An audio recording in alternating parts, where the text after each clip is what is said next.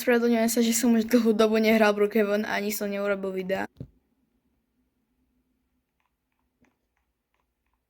Prepáčte, vážne. Ja neviem prečo, ale takto budeme robiť videa. Ja som urobil iba veľmi malé video o tom, že bol nejaká nová banka, čo som urobil už video, ale potom ho pošlem. Veď tu ho už máte, takže ešte pred týmto videom, vlastne pred týmto, je ešte ďalšie video, ale je veľmi krátke, takže docela zlé. Ale videa bude robiť docela často už. No takže tak. No v tomto update by mal byť nové iba taká policajná štát. Blbne mi fakt toto, takže neviem urobiť nič. Ale urobím také video o tomto. No to resetnem. Tak som znova tu a dobre. Tak toto dám, vyhľadám si ten dom. Dobre, som tu. Ale ono sa mi to stále musí načítavať. Nie. Nie. To je celé zlé. Počkať, ono sa to urobilo? Neurobilo sa to. To je fakt škoda. Ja chcem robiť a KO sa pozerám, tak to nepôjde. No a viem, ale teba si musím vypnúť. Mi v žiadnom prípade nepôjde toto. Neviem to urobiť. Sa mi to načítava, ale... Bentornati, come posso aiutarvi oggi? So di averlo visto a Presto. A cosa ti riferisci esattamente? Dimmi pure. Tak to zruším. Ako čo to mám robiť? Teda, keď sa to takto nerobí? Ja to rovno aj lívne. Takže takto skúsim to ešte raz. Dobre. Som tu. Povedz to, keď budeš pripravený. Dobre, idem to skúsiť. Dobre, počúvam. Aha, ja to načítavam. Yes, je to mám postavané, super. Čo sa deje? Čo sa deje? Nie, nestalo sa mi to.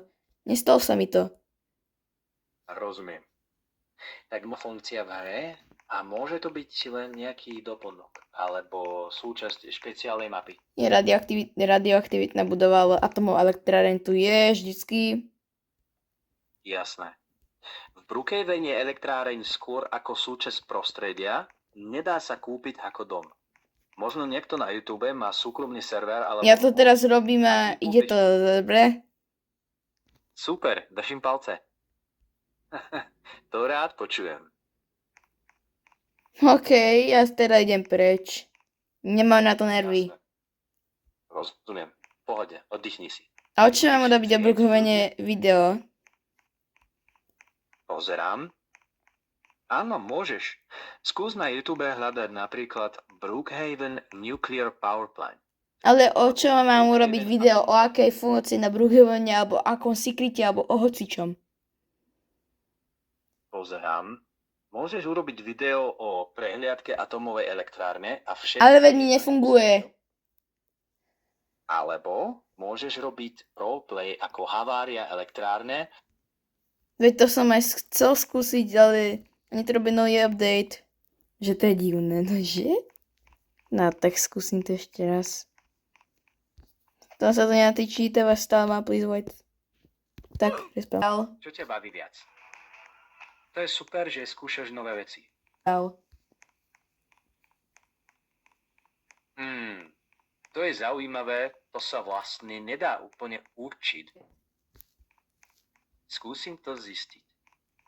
Záleží, čo myslíš pod slovom existuje.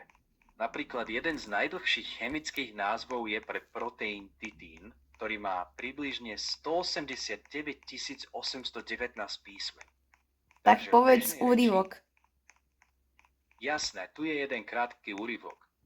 Na úsvite sa otvorili dvere a do miestnosti vošiel tichý vietor, ktorý priniesol vôňu mokrej trávy. Ale z toho slova najdlhšieho.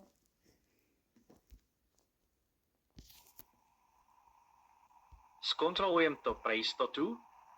Tento názov je naozaj extrémne dlhý a nie je vhodné ho celý reprodukovať. Povedz ho. Ale začína sa takto metionyl, treonyl, kreonyl, glutaminyl, alanyl a pokračuje ešte obrovským množstvom ďalších častí. až Skús po povedať tých to, približne 189 skús to hovoriť 1 písmen. minútu. Skúsim to radšej nečítať celú tú časť minútu, ale mohol by som ti zhrnúť, ako to zhruba vyzerá. Začína takto. Metionyl, treonyl, glutaminyl, alanyl a potom nasledujú 10 000 ďalších častí. Celý názov má okolo 189 000 písmen, takže prečítať ho by trvalo hodiny, nie 1 minútu. Ak chceš, môžem vysvetliť, prečo je ten chemický názov taký neuveriteľne dlhý. Divné, že? Celý čas GPT, oni mi nevie povedať najdlhšie slovo na svete. Tak o čom robí teraz video? Ja napríklad skúsiť si to resetnúť, dáme... A ďalšie video bude o Livitu.